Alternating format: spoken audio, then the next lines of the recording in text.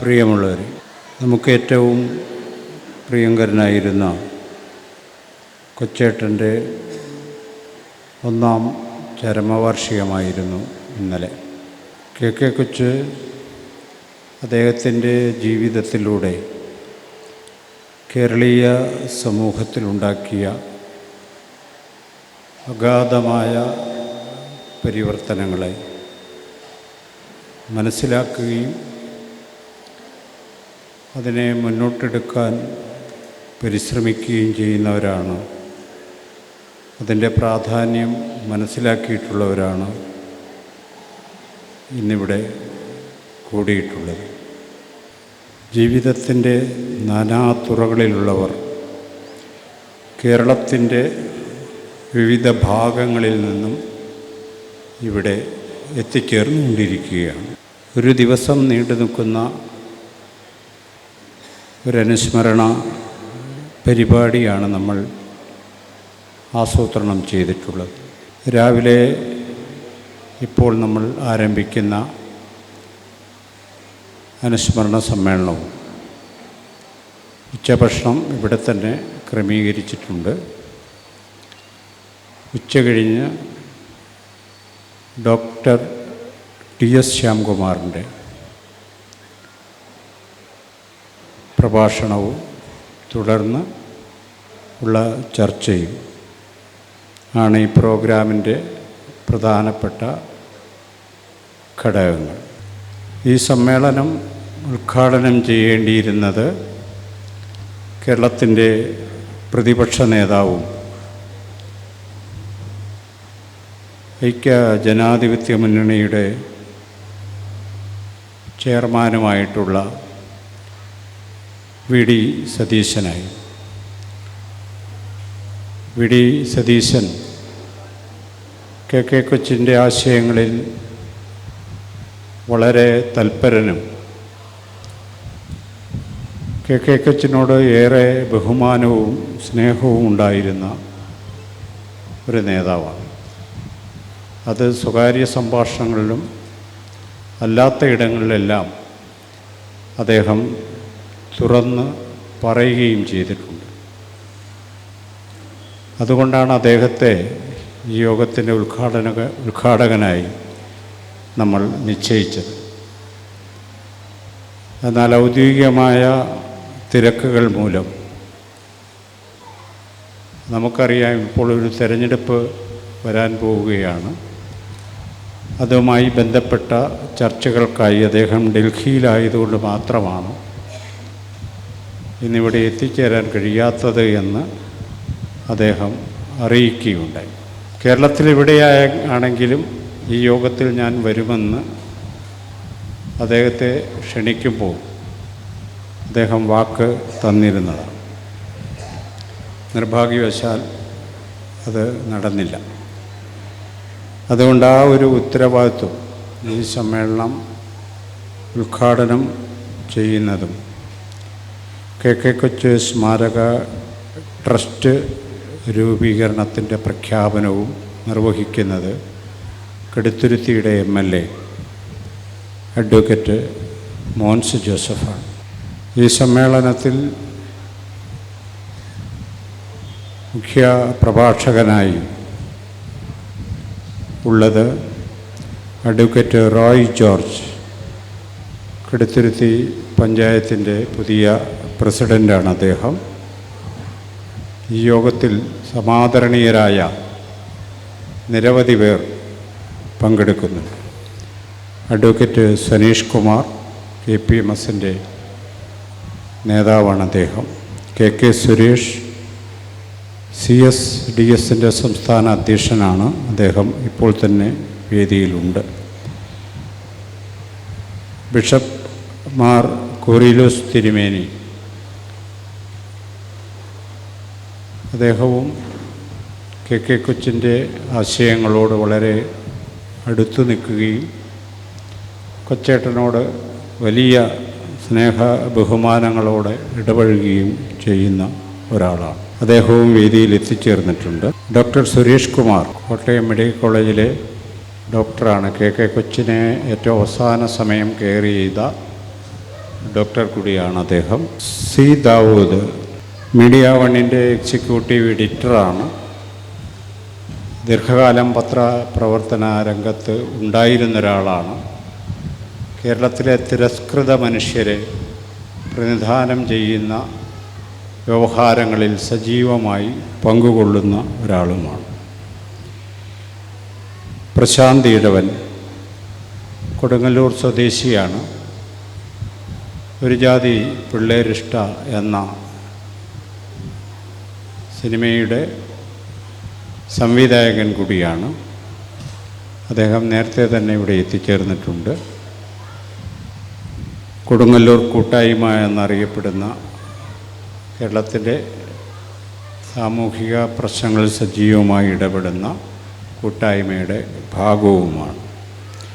Advocate Preetha KK ഹൈക്കോടതിയിലെ വക്കീലാണ്. ദീർഘകാലമായി സ്ത്രീകളുടെ, പ്രത്യേകിച്ച് സ്ത്രീകളുടെ അവകാശങ്ങൾക്കായി നിയമ പോരാട്ടം നടത്തുന്ന സാമൂഹിക പ്രവർത്തക കൂടിയാണ് പ്രീത.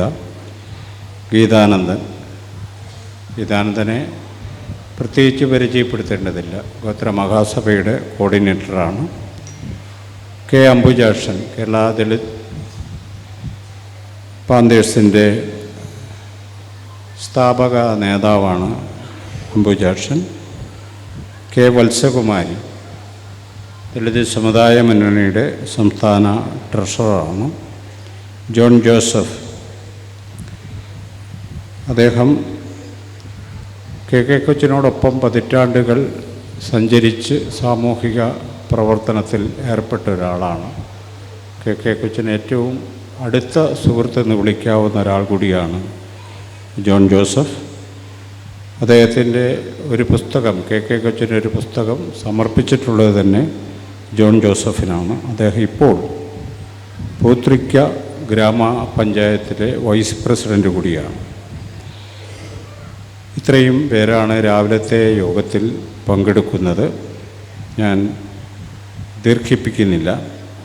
KK കൊച്ചിനോടുള്ള അദ്ദേഹത്തിൻ്റെ ഈ അനുസ്മരണ സമ്മേളനം നടക്കുമ്പോൾ KK കൊച്ചിനോടുള്ള ആദരവ് പ്രകടിപ്പിക്കുന്നതിനായി എല്ലാവരും ഒരു നിമിഷം എഴുന്നേറ്റ് നിൽക്കണമെന്ന് വിനീതമായി അഭ്യർത്ഥിക്കുക. ബഹുമാന്യനായ MLA ഇങ്ങോട്ട് എത്തിക്കൊണ്ടിരിക്കുകയാണെന്നാണ് അറിയിച്ചിട്ടുള്ളത്. അധ്യക്ഷൻ എന്ന നിലയിൽ ദീർഘമായ ഒരു അധ്യക്ഷ പ്രസംഗത്തിനൊന്നും മുതിരുന്നില്ല. ഇവിടെ ഇരിക്കുന്നവരെല്ലാവരും തന്നെ KK കൊച്ചിനെ ഏറിയും കുറഞ്ഞും നേരിട്ട് തന്നെ അറിയുന്നവരാണ്. അദ്ദേഹം പറഞ്ഞിട്ടുള്ളത്, നമ്മൾ ഈ കയറി വരുന്ന എൻട്രൻസിൽ അത് എഴുതി വെച്ചിട്ടുണ്ട്. മരണവും ഒന്നിൻ്റെയും അവസാനമല്ല, അദൃശ്യമായൊരു ജീവിതം എന്നാണ് അദ്ദേഹം ഉപയോഗിക്കുന്നൊരു വാക്ക്. ആ അദൃശ്യ ജീവിതത്തിൻ്റെ തെളിവാണ് ഇന്നിപ്പോൾ ഇവിടെ നടക്കുന്ന ഈ സമ്മേളനം. അദ്ദേഹത്തെ സംബന്ധിച്ചിടത്തോളം 1970 മുതൽ അദ്ദേഹം 70-ന് മുൻപ് തന്നെ അദ്ദേഹം ആരംഭിച്ച അദ്ദേഹത്തിൻ്റെ പൊതുജീവിതം അസുഖബാധിതനാകുന്ന സമയം വരെ നിരന്തരമായി കൊണ്ടു നടക്കുകയും അതിൻ്റെ ഭാഗമായി കേരളത്തിൽ എമ്പാടും പല തരത്തിലുള്ള സാമൂഹിക ഇടപെടലുകൾക്ക് നേതൃത്വം കൊടുക്കുകയും പലതരത്തിലുള്ള അഭിപ്രായ വ്യത്യാസങ്ങളും അഭിപ്രായ ഐക്യവും ഉണ്ടാവുകയും ചെയ്തിട്ടുള്ള ഒരാളാണ്. ഒരുപക്ഷെ നമ്മുടെ കാലത്ത് ഇത്രയും വിപുലമായി സാമൂഹിക രംഗത്തിൽ ഇടപെടുകയും വിവാദങ്ങൾ ഉണ്ടാവുകയും തർക്കങ്ങൾ ഉണ്ടാവുകയും ചെയ്ത മറ്റൊരു പൊതുപ്രവർത്തകനെ നമുക്ക് കാണാനില്ല. ഒരുപക്ഷെ അദ്ദേഹത്തിൻ്റെ ജീവിതത്തിലെ ആദ്യഘട്ടത്തിൽ പലരും ശ്രദ്ധിക്കാതെ പോയ അല്ലെങ്കിൽ പരിഗണിക്കാതെ പോയ കാര്യങ്ങളാണ് പിൽക്കാലത്ത് കേരളീയ സമൂഹത്തിന് വെളിച്ചമായി മാറിയത് എന്ന അപൂർവതയും KK കൊച്ചിൻ്റെ ജീവിതത്തിന് ഉണ്ട്. അദ്ദേഹവുമായി അടുത്ത് ഇടപെട്ടിട്ടുള്ള ഒരാളെന്ന നിലക്ക് അദ്ദേഹത്തിൻ്റെ വിജ്ഞാനം ഏതെങ്കിലും പുസ്തകങ്ങളിൽ നിന്നും ആധികാരിക ഗ്രന്ഥങ്ങളിൽ നിന്നും ഒഴുകി വരുന്നതല്ല എന്ന ഉറച്ച ബോധ്യം എനിക്ക് പലപ്പോഴും ഉണ്ടായിട്ടുണ്ട്. അതൊരു വെളിപാട് പോലെയാണ്. ഒരു വൈജ്ഞാനികമായ ഒരവസ്ഥയിലേക്ക് അദ്ദേഹം വളരെപ്പെട്ട് എടുത്തെറിയപ്പെട്ട പോലെയാണ് പെരുമാറുക. അവിടെ മറ്റൊന്നും അദ്ദേഹത്തിന് ബാധകമായി വരുന്നില്ല. ആ വൈജ്ഞാനികതയിൽ അത്ര അടിയുറച്ച വിശ്വാസമുള്ളത് കൊണ്ട് തന്നെ ലോകം മുഴുവനും എതിരാണെങ്കിലും അദ്ദേഹം പറയുന്ന വൈജ്ഞാനിക വ്യവസ്ഥയ്ക്കകത്ത് നിലയുറപ്പിക്കാൻ അദ്ദേഹം തയ്യാറായിരുന്നു എന്നത് ഒരു അപൂർവതയായിട്ടാണ് നമ്മൾ മനസ്സിലാക്കേണ്ടത്. കാരണം അപൂർവത എന്ന് പറയാൻ കാരണം നമ്മളിതിനകത്ത് ഈ നോട്ടീസിലൊക്കെ സൂചിപ്പിക്കുന്നത് പോലെ ഈ മലയാളി ചിന്തകരായിട്ട് കാണുന്നത് പണ്ഡിതന്മാരെയാണ്. പലപ്പോഴും പാണ്ഡിത്യത്തിന് ചിന്തയുമായി ഒരു ബന്ധവുമില്ല എന്നതാണ് യാഥാർത്ഥ്യം. അത് ശേഖരിക്കപ്പെടുന്ന അറിവാണ്. ആ അറിവിൻ്റെ മേലുള്ള ഒരു പണിയെടുപ്പ് പലപ്പോഴും നടക്കാറുണ്ട്. അതുകൊണ്ട് തന്നെ പണ്ഡിതന്മാരേറെയുണ്ടെങ്കിലും ചിന്തകന്മാർ വളരെ കുറവുള്ളൊരു നാടാണ് നമ്മുടേത്. ചിന്തയെന്നത് നമ്മൾ നാളിതുവരെ ശീലിച്ച ചിന്താക്രമങ്ങളെ ഉടച്ചു വാർക്കുകയും പുതിയ രീതിയിൽ ലോകത്തെ കാണുവാൻ പരിശീലിപ്പിക്കുകയും ചെയ്യുന്നൊരു കാര്യം അതിലടങ്ങിയിട്ടുണ്ട്. അതിന് പ്രേരിപ്പിക്കുന്ന വാക്കുകളും അതിന് പ്രേരിപ്പിക്കുന്ന അറിവുകളും പങ്കുവയ്ക്കുന്നവരെയാണ് നമ്മൾ ജ്ഞാനികളെന്നോ ദാർശനികരെന്നോ വിളിക്കാൻ കഴിയുക. യഥാർത്ഥത്തിൽ കേരളത്തിൽ അത്യപൂർവമായിരിക്കുന്ന ചിന്തകരുടെ ഗണത്തിൽപ്പെടുന്ന ഒരു മഹാസാന്നിധ്യമാണ് കെ കൊച്ചി. അതാ നിലക്ക് കേരളീയ സമൂഹം മനസ്സിലാക്കിയിട്ടില്ലെങ്കിലും കേരളീയ സമൂഹത്തിൻ്റെ നാളിതുവരെയുള്ള ചിന്തകളെ ഉടച്ചു വാർക്കാൻ കഴിയുന്ന വിധം അദ്ദേഹം ഇടപെട്ടിട്ടുണ്ട്. ബഹുമാനീയനായ MLA എത്തിച്ചേർന്നിട്ടുണ്ട്. കേരളത്തിൻ്റെ വൈജ്ഞാനിക മണ്ഡലം പരിശോധിക്കാതിരുന്ന പ്രദേശങ്ങളിലേക്ക് ഇറങ്ങിച്ചെല്ലാൻ മലയാളിയെ പ്രാപ്തമാക്കിയ ഒരു വഴിയാണ് കെ കൊച്ചി എന്ന് നമ്മൾ കാണണം. കേരളത്തിലെ പണ്ഡിത സമൂഹം, കേരളത്തിലെ രാഷ്ട്രീയ നേതൃത്വം, കേരളത്തിലെ സാംസ്കാരിക പ്രതിഭകൾ ഇറങ്ങിച്ചെല്ലാൻ മടിച്ച ഒരു സങ്കീർണമായൊരു പ്രദേശത്തേക്ക് മലയാളിയെ നയിച്ച ഒരു പ്രതിഭയാണ് അദ്ദേഹത്തെ ഇത് ഞാൻ പറയുന്നത് കേരളത്തിലെ മനുഷ്യരുടെ ജീവിതത്തെ, മനുഷ്യരുടെ ധാർമ്മിക ബോധ്യങ്ങളെ, മനുഷ്യജീവിതം എന്ന് പറഞ്ഞാൽ ജാതിയിലും മതത്തിലും ഉപജാതിയിലും വർണ്ണത്തിലും ലിംഗപദവിയിലുമൊക്കെ ജീർണിച്ചു കിടന്ന മലയാളി മനസ്സിനെ നവീകരിക്കുന്നതിൽ വലിയ പങ്കാണ് കെ കൊച്ചിൻ്റെ ദൈക്ഷണിക ജീവിതം മലയാളിക്ക് നൽകിയത്. അത് കേരളത്തെ സംബന്ധിച്ച് ഇന്ന് കേരളത്തിൽ കാണുന്ന ഉത്ബുദ്ധതയുടെ ഒരാണിക്കല്ലായി ആ എഴുത്തുകൾ, ആ ചിന്തകൾ മാറിയിട്ടുണ്ട് എന്ന് നമുക്കിപ്പോൾ മനസ്സിലാക്കാൻ കഴിയും. ഇന്നിപ്പോൾ കേരളത്തിൽ ജാതിയെക്കുറിച്ച് പറയുന്നതൊന്നും ഒരു വലിയ ആനക്കാര്യമൊന്നുമല്ല. ജാതിയെക്കുറിച്ചുള്ള സംഭാഷണങ്ങളോ ജാതിയെക്കുറിച്ചുള്ള പ്രഭാഷണങ്ങളോ ഒന്നും കേരളത്തിലിപ്പോൾ ഒരു പുതുമയുള്ള കാര്യമല്ല. പക്ഷേ 80കളിൽ ഞാനൊക്കെ വളരെ വിദ്യാർത്ഥിയായിരിക്കുന്ന കാലഘട്ടത്തിൽ കെ കൊച്ചിൻ്റെയൊക്കെ നേതൃത്വത്തിലുള്ള സംഘത്തിൽപ്പെട്ട ഒരാളായിരുന്നു. അന്ന് ജാതി എന്ന് പറഞ്ഞാൽ സമൂഹത്തെ ശിഥിലീകരിക്കുന്ന, സാമൂഹ്യ വിരുദ്ധന്മാരുടെ സംഘമാണെന്നാണ് മലയാളികൾ കണ്ടുകൊണ്ടിരുന്നത്. ജാതിയെക്കുറിച്ച് പറയുന്നത് ഒരു പാപമാണെന്ന് വിചാരിച്ചൊരു സമൂഹത്തെ ജാതി തുറന്ന് ചർച്ച ചെയ്യപ്പെടേണ്ട, പരിഹരിക്കപ്പെടേണ്ട, മനുഷ്യനകപ്പെട്ടിരിക്കുന്നൊരു കെണിയാണെന്ന് മലയാളിയെ മനസ്സിലാക്കിയതിൽ വലിയ പങ്കാണ് കെ കൊച്ചിൻ്റെ ചിന്തകൾക്കുള്ളത്. മാത്രവുമല്ല, അത് ഈ അധികാരഘടന പടർന്നു കിടക്കുന്നത് ചരിത്രരചനയിലും സാഹിത്യ ഭാവനയിലും ആണ് എന്ന് ആദ്യം തിരിച്ചറിഞ്ഞവരിൽ ഒരാളാണ് കെ കൊച്ചി. അതുകൊണ്ട് തന്നെ അദ്ദേഹത്തിൻ്റെ മൗലിക സംഭാവനകൾ പരിശോധിച്ച് അതിൽ ചരിത്രവും സാഹിത്യ വിമർശനവുമാണെന്ന് നമുക്ക് കാണാൻ കഴിയും.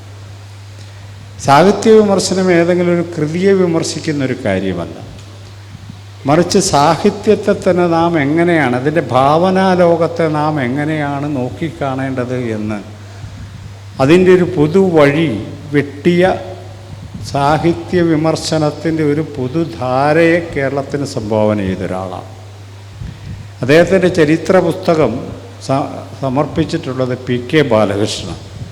പി കെ ബാലകൃഷ്ണൻ നമുക്കറിയാം, അദ്ദേഹം ജാതിവ്യവസ്ഥിതിയും കേരള ചരിത്രവും എന്ന പുസ്തകം എഴുതിയപ്പോൾ കേരളത്തിലെ ആസ്ഥാന ചരിത്രകാരന്മാർ മുഴുവനും അദ്ദേഹത്തെ ആക്രമിക്കുകയുണ്ടായി. ജാതിയെക്കുറിച്ച് പറഞ്ഞു എന്നുള്ളതാണ് കാര്യം, എങ്കിലും ഒട്ടും ശാസ്ത്രീയമല്ല. ചരിത്രരചനാശാസ്ത്രം പ്രകാരം അശാസ്ത്രീയ പുസ്തകമാണ്. അടിസ്ഥാനപരമായ തെളിവ് സാമഗ്രികൾ പരിശോധിച്ചിട്ടില്ല തുടങ്ങിയ കാര്യങ്ങൾ പറഞ്ഞാണ് പി കെ ബാലകൃഷ്ണനെ നള്ളിഫൈ ചെയ്യാൻ ശ്രമിച്ചത്. പക്ഷേ പി കെ ബാലകൃഷ്ണൻ്റെ പുസ്തകം കേരളത്തിന് യഥാർത്ഥത്തിൽ പുതിയൊരു വെളിച്ചം നൽകി എന്നതൊരു യാഥാർത്ഥ്യമാണ്. കെ കൊച്ചിൻ്റെ പുസ്തകം പി കെ ബാലകൃഷ്ണന് സമർപ്പിക്കുന്നത് യാദൃച്ഛികമല്ല എന്ന് നമ്മൾ മനസ്സിലാക്കണം.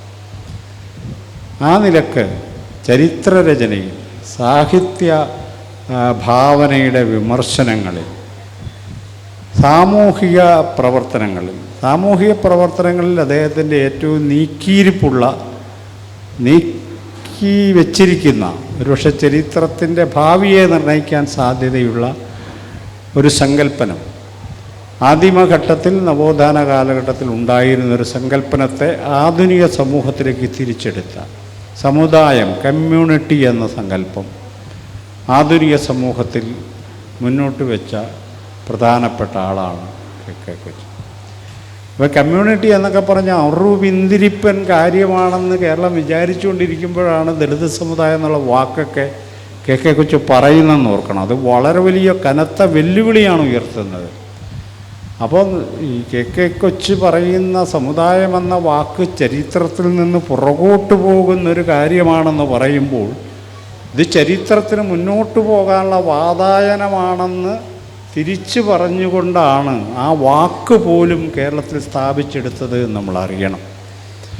എന്ന് പറഞ്ഞാൽ കേരളത്തിലെ കെ കൊച്ചി പ്രതിനിധാനം ചെയ്യുന്ന ദാർശനികമായ ഉൾക്കാഴ്ചകളും അതിൻ്റെ മുന്നോട്ടെടുക്കലുകളും കേരളീയ വ്യവഹാരത്തെ തന്നെയാണ് മാറ്റിമറിച്ചത്. കേരളത്തിലെ സാഹിത്യ വ്യവഹാരത്തെയും കേരളത്തിലെ സാംസ്കാരിക വ്യവഹാരത്തെയും രാഷ്ട്രീയ വ്യവഹാരത്തെയും തന്നെയാണ് മറിക്കാൻ ശ്രമിച്ചത് എന്ന് നമ്മൾ കാണും. ഈ രാഷ്ട്രീയ വിമർശനത്തിൽ അദ്ദേഹത്തിൻ്റെ കേന്ദ്ര സംഗതി എന്ന് പറഞ്ഞ് AR ദേശായി എഴുതിയ ഇന്ത്യൻ ദേശീയത എന്ന് പറഞ്ഞ ആ പുസ്തകത്തിൻ്റെ കഠിനമായ വിമർശനങ്ങളിലൂടെ കടന്നു വന്നാണ് അദ്ദേഹം ദേശീയ സങ്കല്പം തന്നെയാണ്, ആ ദേശീയ സങ്കല്പത്തെ പൊളിച്ചെഴുതാതെ കേരളത്തിൽ ഈ വ്യത്യസ്തതകൾക്ക് നിലനിൽക്കാൻ കഴിയില്ല എന്ന തിരിച്ചറിവിലേക്ക് അദ്ദേഹം വരുന്നത്. അത് വലിയൊരു തിരിച്ചറിവ് തന്നെയാണ്. വേറൊരു പ്രധാനപ്പെട്ട കാര്യം, ഇന്ത്യയിലെ ആദിശങ്കരൻ്റെ സിദ്ധാന്തം, ബ്രഹ്മസിദ്ധാന്തം ഹെഗലിൻ്റെ അബ്സല്യൂട്ട് ഐഡിയയ്ക്ക് തുല്യമാണെന്ന് EMS എഴുതുന്നു. അതിനെതിരെ അതിനെ വിമർശിച്ചുകൊണ്ട് അദ്ദേഹം എഴുതുക മാത്രമല്ല, ആ അന്വേഷണത്തിൻ്റെ തുടർച്ചയിൽ അദ്ദേഹം കണ്ടെത്തുന്ന കേരളത്തോട് പറഞ്ഞ പ്രധാനപ്പെട്ട ഒരു അറിവുണ്ട്. ഈ നാനാത്വത്തിൽ ഏകത്വം എന്ന് പറയുന്നതിൽ ഒരു പ്രശ്നമുണ്ടെന്നാണ് അദ്ദേഹം പറയുന്നത്. അതിലൊരു പ്രശ്നമുണ്ട്. നാനാത്വത്തിൽ ഏകത്വമല്ല, മറിച്ച് വ്യത്യസ്തതകളുടെ സഹവർത്തിത്വമാണ് ഇന്ത്യയിൽ വേണ്ടത് എന്ന് പറയുന്നു. ആ വ്യത്യസ്തതകളുടെ സഹവർത്തിത്വം എന്ന് പറയുന്നത് പുതിയൊരു രാഷ്ട്രീയവും പുതിയൊരു ദേശീയ ഉള്ളടക്കവുമാണെന്നാണ് നമ്മൾ മനസ്സിലാക്കേണ്ടത്. എന്ന് പറഞ്ഞാൽ ഇന്ത്യയുടെ തന്നെ ദേശീയ വ്യവഹാരങ്ങളെയും അടിസ്ഥാനപരമായ ദാർശനിക ചിന്തകളെയും സ്വാധീനിക്കാൻ കഴിയുന്ന വിധം ഇടപെട്ട ഒരാളായി വേണം കൊച്ചേട്ടനെ മനസ്സിലാക്കാൻ. അദ്ദേഹം ഏതോ ഈ ദളിതർക്ക് വേണ്ടി എന്ന് പറഞ്ഞാൽ കുഴപ്പമില്ലാത്തൊരു കാര്യമാണ്. പട്ടികജാതിക്കാർക്ക് വേണ്ടി വാദിച്ച, പട്ടികവർഗക്കാർക്ക് വേണ്ടി വാദിച്ച ഒരാളായിട്ടാണ് പലരും അടയാളപ്പെടുത്താൻ ശ്രമിച്ചത്. അങ്ങനെയല്ല എന്ന് പറഞ്ഞാൽ ഇവർക്ക് വേണ്ടി വാദിക്കേണ്ടി വരുന്നത് സാമൂഹിക നവീകരണത്തിലെ നിശ്ചല തടാകമായി നിലനിർത്തിയിരിക്കുന്ന ഈ വിഭാഗത്തെ റിലീസ് ചെയ്യാതെ അവരിൽ ചലനക്ഷമമായ ഒരു ആന്തരികതയും ചലനക്ഷമമായ ഒരു ജീവിതവും അവർക്ക് നൽകാതെ നമ്മുടെ സമൂഹത്തിന് മുന്നോട്ട് പോകാൻ കഴിയില്ല എന്ന അടിസ്ഥാനപരമായ വിശ്വാസമാണ് ദളിതരുടെയും ആദിവാസികൾക്കിടയിലും പ്രവർത്തിക്കാൻ കെ കൊച്ചിനെ പോലെയുള്ളവരെ പ്രേരിപ്പിക്കുന്ന ഘടകം. അതിനെ ജാതി സ്നേഹമായി തെറ്റിദ്ധരിച്ച ഒരു സമൂഹമാണ് കേരളമെന്നത് കേരളത്തിൻ്റെ ഒരു ദുരന്തമായി വേണം നമ്മളെടുക്കാൻ. ആ നിലക്ക് കേരളത്തിലെ പൊതുദൈക്ഷണികതയിൽ മുഖ്യധാര എന്ന് വിളിക്കുന്നില്ല, അങ്ങനെ ഒരു ധാരയുണ്ടെന്ന് ഞാൻ വിചാരിക്കുന്നുമില്ല. അത് തെറ്റിദ്ധരിപ്പിക്കുന്ന ഒരു കാര്യമായിട്ടാണ്. ആരാണ് ഈ മുഖ്യധാര? അങ്ങനെയൊന്നുമില്ല. ചിന്തയിൽ അങ്ങനെയൊന്നുമില്ല, ദർശനത്തിലും അങ്ങനെയൊന്നുമില്ല, പൊളിറ്റിക്കൽ ഫിലോസഫിയിലും മുഖ്യധാരയെന്നും അല്ലാത്ത ധാരയെന്നുമില്ല. കെ കൊച്ച് കേരളത്തെ ഉൾക്കൊള്ളുന്ന, ഇന്ത്യയെ ഉൾക്കൊള്ളുന്ന, മനുഷ്യനെ നവീകരിക്കുന്ന കാര്യം തന്നെയാണ് പറഞ്ഞത്. അതുകൊണ്ട് അദ്ദേഹത്തെ പ്രത്യേകം ഒരു കള്ളിയിലൊതുക്കി കാണേണ്ടതിന് പകരം മലയാളി ദൈക്ഷണികതയിൽ ഇടപെടുകയും അതിന് വ്യക്തമായ ഒരു ദിശാബോധം നൽകുകയും ജാതി മത ഭേദമന്യേ ഏവർക്കും പങ്കിടാവുന്ന ഒരു മനുഷ്യസങ്കല്പവും ഒരു സമൂഹ സങ്കല്പവും ജനാധിപത്യ സങ്കല്പവും മുന്നോട്ട് വെക്കാൻ ശ്രമിച്ച ചിന്തകൻ എന്ന നിലക്കാണ്, ദാർശനികൻ എന്ന നിലക്കാണ് കെ കൊച്ചു ചരിത്രത്തിൽ അടയാളപ്പെടേണ്ടത് എന്ന് ഉറച്ചു വിശ്വസിക്കുന്ന ഒരാളാണ് ഞാൻ. അദ്ദേഹത്തിൻ്റെ വാക്കുകളിൽ അദ്ദേഹത്തിൻ്റെ ആത്മകഥ, അത് അദ്ദേഹത്തിൻ്റെ ജീവിതകഥയല്ല, അത് മാത്രം വായിച്ചാൽ മനസ്സിലാവും കാര്യങ്ങൾ എങ്ങനെയാണ് അദ്ദേഹം നോക്കി. കേരളത്തിൻ്റെ ഒരു സവിശേഷ കാലഘട്ടത്തിലെ സംഘർഷങ്ങളുടെ കഥയാണ് യഥാർത്ഥത്തിൽ ദളിതനിലൂടെ അദ്ദേഹം ആവിഷ്കരിക്കാൻ ശ്രമിച്ചിട്ടുള്ളത്. ആ നിലക്ക് എഴുത്തുകളിലൂടെ സമൂഹത്തോട് നീതി പുലർത്താൻ ശ്രമിച്ച ഒരു ചിന്തകനെന്ന നിലക്കും സാമൂഹിക പ്രവർത്തനത്തിലൂടെ സമൂഹത്തെ ചലനക്ഷമമാക്കാൻ ശ്രമിച്ച ഒരാളെന്ന നിലയിലും അദ്ദേഹം കേരളത്തിന് ചെയ്ത മൗലികമായ സംഭാവനകളാണ് ഓർത്തെടുക്കപ്പെടുന്നത്. ഏതായാലും അദ്ദേഹത്തിൻ്റെ വാക്കുകൾ പോലെ ഒരു അദൃശ്യ ജീവിതം ഇനിയും മുന്നോട്ട് തന്നെ തുടരുമെന്ന് തന്നെയാണ് ഞാൻ ആത്മാർത്ഥമായി വിചാരിക്കുന്നത്. അദ്ദേഹത്തിൻ്റെ ഓർമ്മകൾക്ക് മുന്നിൽ ഞാൻ വ്യക്തിപരമായൊരു കാര്യമുണ്ട്. ഞാൻ ആ കൂടി 2 മരണങ്ങളാണ് നേരിട്ട് കാണുകയും അനുഭവിക്കുകയും ചെയ്തിട്ടുള്ളത്. അതിലൊന്ന് എൻ്റെ അച്ഛൻ്റെയും ചാച്ചൻ്റെ മരണം എൻ്റെ തോളിൽ കിടന്നാണ് മരിക്കുന്നത്. രണ്ടാമത്തത് കെ കൊച്ചിൻ്റെതാണ്. അത് രണ്ടും എന്നെ വ്യക്തിപരമായി വളരെയേറെ ഉലച്ച ഒരു കാര്യം കൂടിയാണ്. എപ്പോഴും വളരെ വലിയ സ്നേഹവും ബഹുമാനവും പരസ്പരം പങ്കുവച്ചിട്ടുള്ളവരെന്ന നിലക്കും ദീർഘകാലം അദ്ദേഹത്തോടൊപ്പം പ്രവർത്തിച്ച ഒരാളെന്ന നിലക്കും അദ്ദേഹത്തിൻ്റെ ഓർമ്മകൾക്ക് മുന്നിൽ ആദരാഞ്ജലികൾ അർപ്പിക്കുന്നു. ഈ സമ്മേളനം ഉദ്ഘാടനം ചെയ്യുന്നതിനും കെ കൊച്ച് സ്മാരക ട്രസ്റ്റ് രൂപീകരണ പ്രഖ്യാപനം നടത്തുന്നതിനുമായി കടുത്തുരുത്തിയിലെ പ്രിയപ്പെട്ട MLA നമ്മുടെ എല്ലാം പ്രിയ സുഹൃത്തു കൂടിയായ അഡ്വക്കേറ്റ് മോൻസ് ജോസഫിനെ ക്ഷണിക്കുന്നു.